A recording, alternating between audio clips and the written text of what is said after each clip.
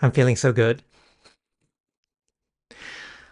I really don't have a plan as to what I'm about to say, except for the title of this video, I know I'm going to name it You Unhinged. And as soon as I woke up this morning, I felt very free. And I know a lot of it had to do with uh, the video that I shot yesterday. Um, I feel like that message was very powerful. Me just unloading what I had to say, what's been in my chest for a while. And it was liberating and exhilarating, unleashing what's been wanting to come out for so long. And as I mentioned briefly in the beginning of the last video, part of why I am called to just sit in front of the camera and record is to help you, to help serve as an example, maybe a message that you needed to hear, not necessarily verbally, although my words can help, but I feel like a lot of what I had to say, what I have said so far in the previous videos,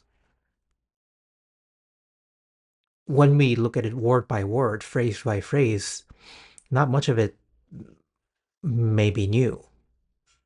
It could be found elsewhere in some other books, in other videos, in other speeches, but the difference is, I hope, where I am coming from and the actual weight,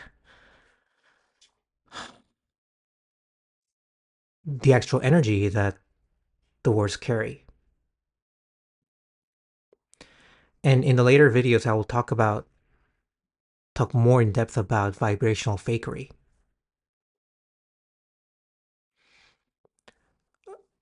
But which is another way of saying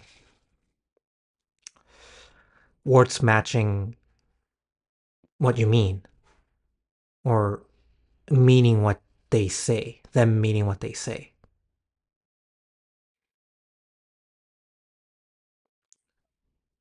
Because much of how our lives had been screwed by others stems from the same cause, which is vibrational fakery. Other people, even people who we trusted, in many cases, it starts with very early on with our parents. Them saying one thing for us, or even promising us something, but not really meaning. In my own personal example, I could see many occasions where my mother would just uh, promise many things that she would give me if I were to behave, whatever that meant. And later on,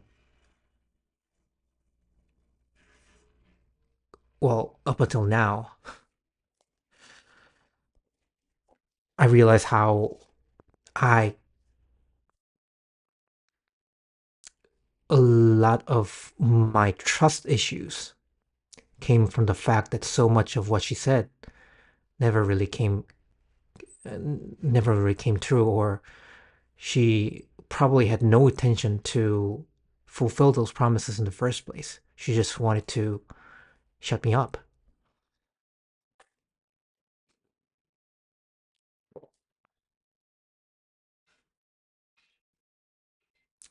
And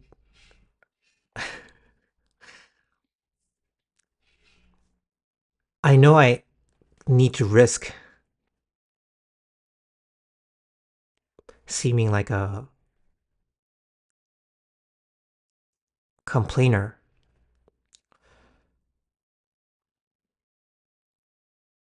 whining all day about how terrible my childhood was and how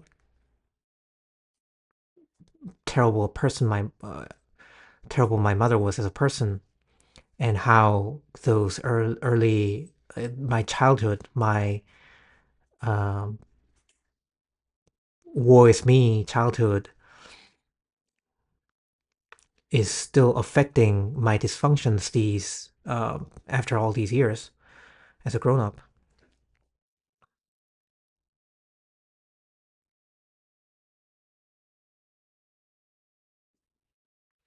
I have to go there because it is true, not just for me, but for everyone.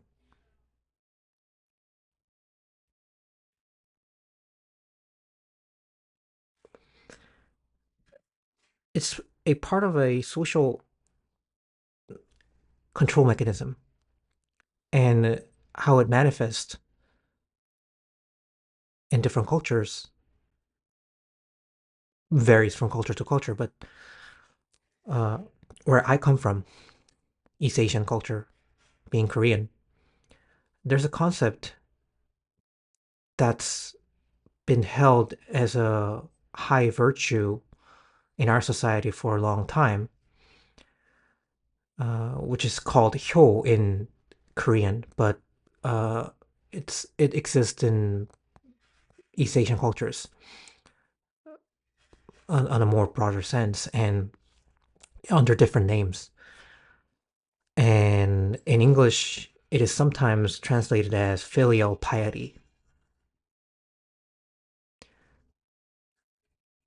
To elaborate, it is how one should think of and treat and respect one's parents for an immediate sense, and your ancestors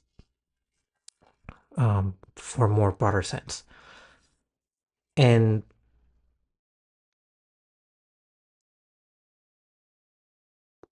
although it's doesn't have a direct equivalent in Western cultures, and that is why it is translated into not just one word, but a combination of two words that uh, may not seem that they belong together. Filial piety, filial. I think it means family tree, and piety. You are being pious for your own ancestry, or being pious toward your own ancestry, and it's I think it's a glorified version of ancestor worshiping. A- And not just me, but many Koreans and many East Asians, I think, are starting to question why you need to be so not just respectful, but even reverent towards your ancestors. And the most immediate representative of your ancestors is your parents.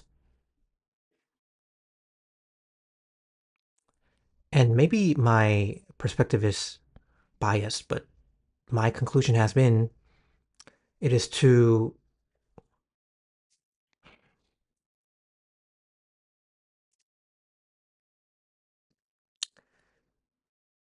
swipe, sweep, sweep, yes, sweep all of the less than great, even straight out wrongdoings of the older generation towards the younger generation under the rug. That is why they kind of needed to elevate this idea of respecting the elders to almost a religious degree,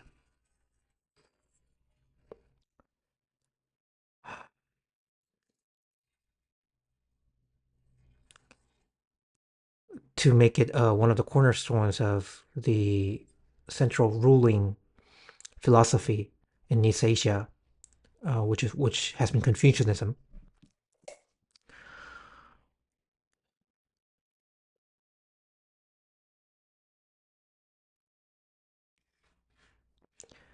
And one of the ways I have been reminded of this recently was I because of what I'm pursuing, I had to study Chinese characters, and along with that, um, some Chinese idioms. And uh, I did that because I needed to acquire a score, um, like a certification of how much knowledge I have on Chinese characters. It's kind of complicated, but all East Asian cultures have a deep root in Chinese characters as a writing system. And I got reminded of how much of our culture just centers around this idea of filial piety, hyo, that I just introduced to you. And a lot of the Chinese idioms were about how, or the feelings of someone towards their parents, where they feel like they haven't done enough to, I don't know, support or even repay all of the love and care that they received from their parents. And I just constantly noticed how I was annoyed even reading about that, learning these idioms of how, oh, I'm so far away from home and I can't care for my elderly parents. I mean, that in itself is a very human emotion, but why did it have to be emphasized to such a degree where there are not just one or two, but multiple, like five, six, 10 idioms where one has to be constantly reminded of how one should be doing more to the parents. And my answer, short and sweet answer is because it's unnatural. It has had to be constantly drilled into the cultural psyche because it's not really a natural thing, especially considering how much and when we're looking at the cultural average, how mediocre most parents are at parenting. And when you receive a mediocre treatment as a child, then it's only natural that you don't really want to, you don't really feel obligated to give anything back. Ouch. And that is how I think it had to be mandated, why it had to be mandated throughout history in East Asian culture to maintain a semblance of a normal society where the parents take care of the children, and then the children, when they grow up, they take care of the parents. But what about their own children? It's almost like I feel like it's it's almost like trying to reverse gravity. Um,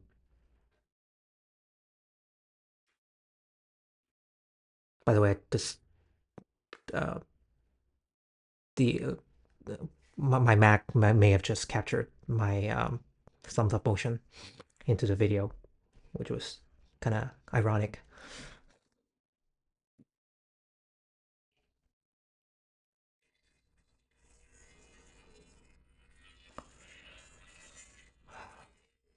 I may talk more about my relationship with my parents, which has been a very defining factor of where I am now and how I came to a place where I had something to say in front of a camera, and where I am confident enough that what I'm feeling, the truth that resonates with me, would be helpful to many other people. But this concept of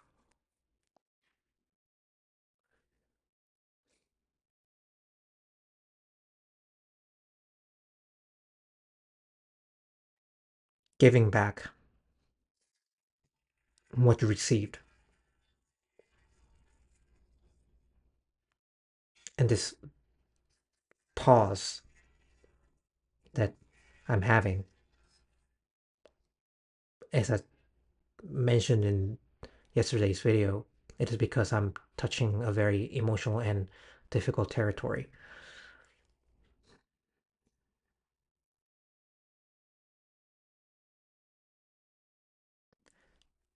I think for most of us, if we're being really, really honest with ourselves, what we received from our parents in the way of parenting is not really worth anything to warrant us wanting to give back something.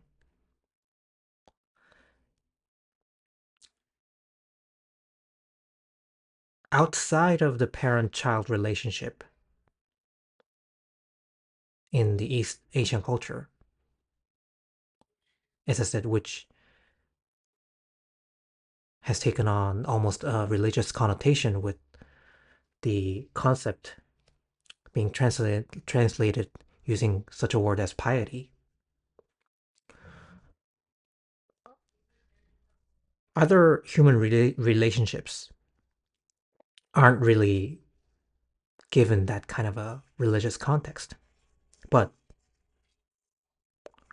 to me, what I realized was the special treatment that the parent-child relationship receives in East Asian cultures is exactly the source of the dysfunction, which is not necessarily limited to our culture. I think it's everywhere.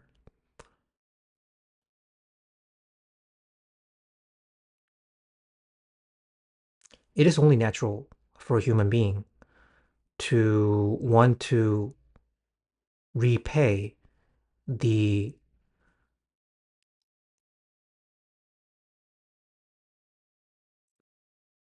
the goodwill that you received.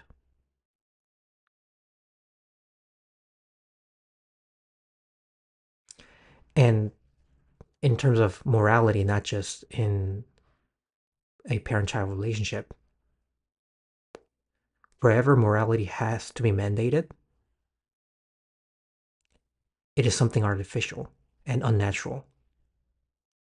It is trying to force on an unnatural response or behavior under the guise of maintaining social order. But it's just a form of manipulation and even slavery using moral values.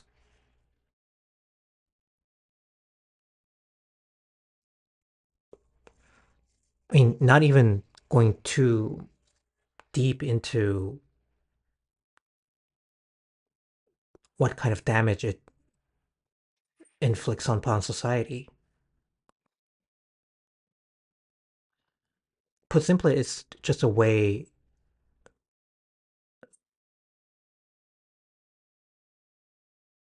to more easily control the population.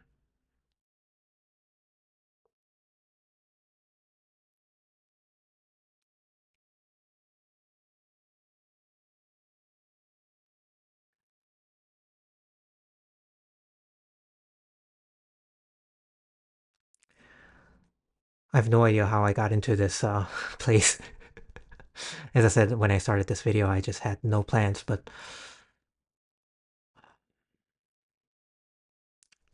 in the context of the word unhinged,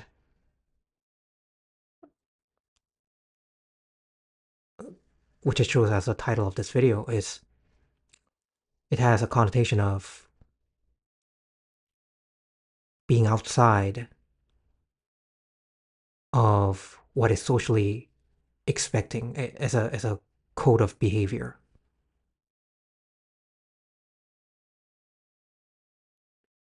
throwing out all the rules of social norms in terms of behavior. But there, I think there is a part in all of us where we want to behave unhinged once in a while, and maybe not just once in a while, on a continual basis. Why is that? Well, in most cases, the code of what defines a hinged behavior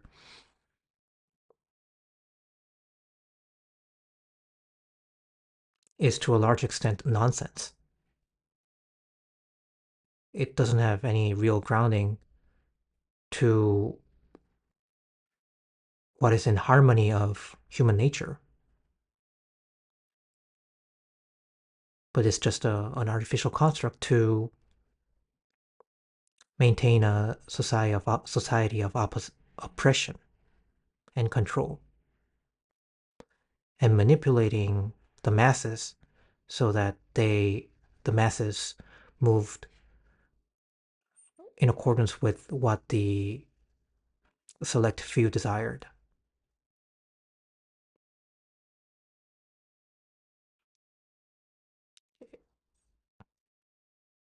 A means of exploitation.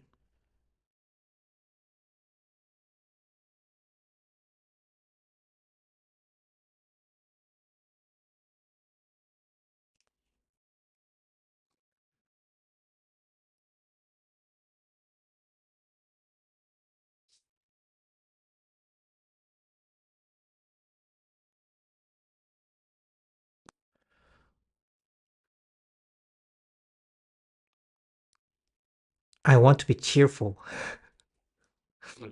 in these videos, and I don't. I hope I'm not giving off the vibe of a whiner, a complainer, because I'm not. But what I am about is, which I've been holding myself back from,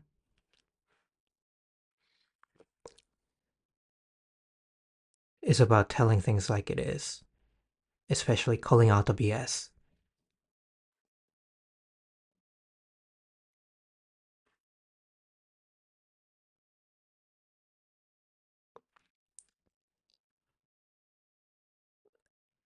It's been true for all of us, I think, that we have been manipulated to act against our own nature in one way or another.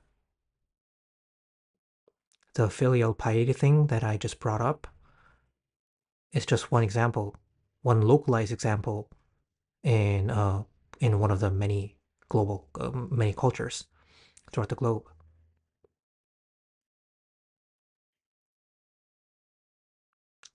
So many so-called traditions have been a way to silence the masses.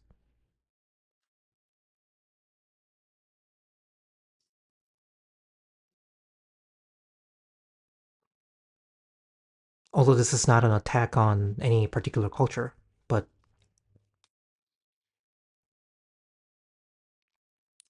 in order to be feel truly fulfilled on a daily basis, you need to be living as yourself. And what holds you back? There are many such things. But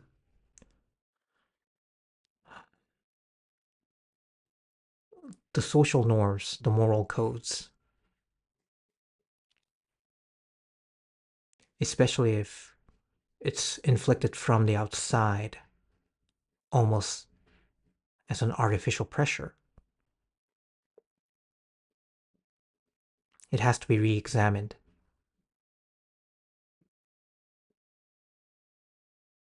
And I think it's a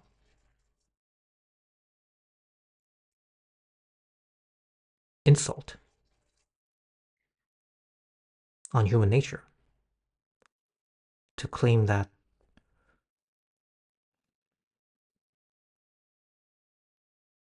we can't be trusted to our own internal moral compass, that you have to be told from outside what is wrong and what is not, what is right and what is wrong, what is acceptable and what is not. And of course, I'm not advocating any chaotic behavior just for the sake of it.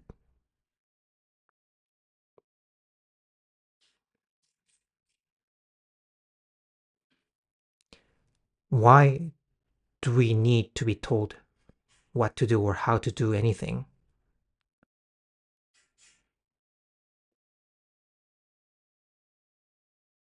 unless we can't trust our own inner guidance? And as I said yesterday, the deeper wound does not come from the fact that you have been manipulated by outside forces, but that you have accepted, you have given in to that external pressure, and it's essentially betraying your own self, your own guidance, your own trust. That is the deeper wound. So at the end of the day, this all of this calling out the BS, as I said, as I called it, comes back to you. I mean, all the external pressures is just a representation of how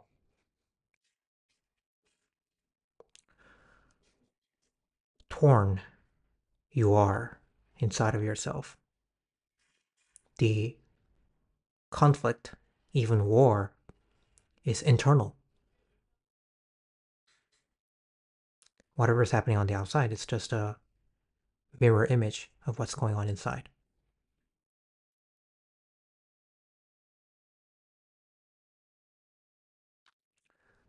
Well, I think this video has been kind of heavy, and I think this is a good time to wrap up today's message, to give you some time to process what I said today. And I'll see you in the next one.